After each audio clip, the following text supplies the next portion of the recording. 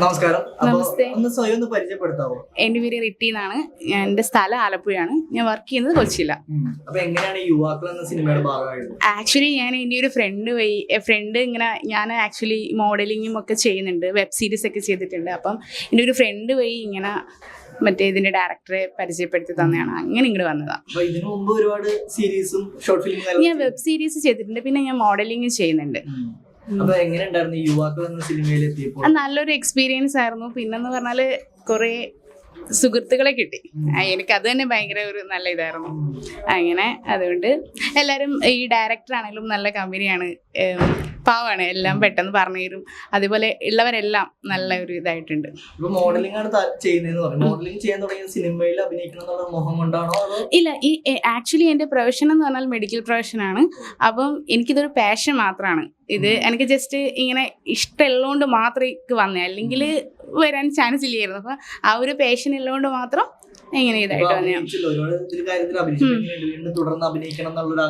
നല്ലത് വരികയാണെങ്കിൽ അഭിനയിക്കും. ഒരിത് വന്നിട്ടുണ്ട്, അത് ഫിലിം തന്നെയാണ്. അപ്പോഴേക്കും പിന്നെ ഒരു വേറെ വിളിച്ചിട്ടൊക്കെ ഉണ്ട്. ഇപ്പൊ നമ്മുടെ സാഹചര്യം കാരണം നമുക്ക് പോകാൻ പറ്റില്ല, അത്രേ ഉള്ളൂ. സിനിമയുടെ ഒരു എക്സ്പീരിയൻസ് എന്ന് പറയാമോ? അതെ, വളരെ നല്ല എക്സ്പീരിയൻസ് ആയിരുന്നു. അതിനി ഇറങ്ങാൻ വേണ്ടിട്ട് വെയിറ്റ് ചെയ്യാണ്, നോക്കാം. ക്യാരക്ടർ എന്താണ്? എനിക്കൊരു നെഗറ്റീവ് റോളാണ്. ഒരു വില്ലന്റെ ഒരു കൂടെ ഉള്ള അതുപോലെയാണ്. കൂടുതൽ പറയാൻ പറ്റാത്തൊരു ക്യാരക്ടറാണോ? അതിപ്പോ പറയാൻ പറ്റാതെന്ന് പറഞ്ഞാൽ ഇതിപ്പോ സിനിമ ഇറങ്ങുമ്പോ അറിയാലോ. ഇല്ല, ഞാൻ ഭയങ്കര വൈബുള്ള ആളാണ്. അതെ അതെ അതെ, ഞാൻ അങ്ങനെയല്ല. അതെ അതെ, വലിയ കുഴപ്പമില്ലായിരുന്നു. പിന്നെ നമ്മൾക്ക് ഏതൊരു സാഹചര്യത്തിലും നമ്മൾ അങ്ങനെ മുന്നോട്ട് പോകണമല്ലോ. അപ്പം ഇപ്പം വില്ലത്തിന്റെ ഒരു ഇത് വരുവാണെങ്കിൽ ഇപ്പം ആരോടാണെങ്കിലും നമുക്ക് ആ ഒരു രീതിയിൽ കാണിച്ചല്ലേ പറ്റുള്ളൂ. അപ്പൊ അങ്ങനെ സിനിമയുടെ കഥയൊക്കെ കേട്ടിട്ടുണ്ടാവും. എങ്ങനെയാണ് തോന്നിയ ഒരു കഥ കേട്ടപ്പോൾ? നല്ലതാണ്.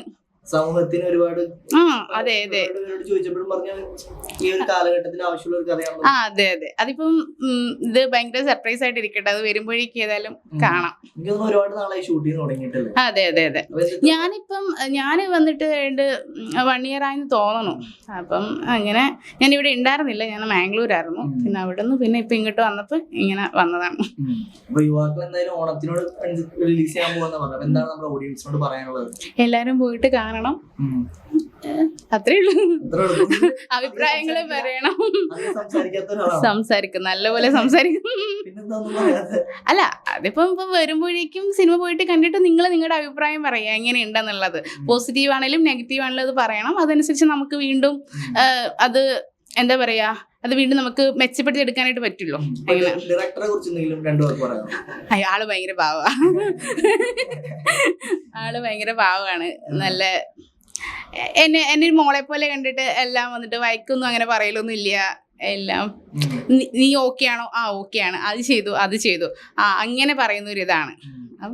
പുള്ളി എല്ലാരും നല്ലതാണ്, നല്ല അഭിപ്രായം തന്നെയാണ്. അതാ പറഞ്ഞ, അതും നല്ലതാണ്. അത് കുറെ സൗഹൃദങ്ങൾ കിട്ടിയിട്ടുണ്ടായിരുന്നു ഇങ്ങനെ വന്നിട്ട്. അതുകൊണ്ട് തന്നെയാണ് എപ്പോഴും വിളിച്ചാലും എന്തൊരു തിരക്കുണ്ടെങ്കിലും ഓടി വരണം തന്നെ. അങ്ങനെ എല്ലാരും ഞങ്ങളുടെ ഫിലിം പോയി കാണണം, നിങ്ങളുടെ അഭിപ്രായങ്ങൾ പറയണം, സപ്പോർട്ട് ചെയ്യണം. നന്ദി.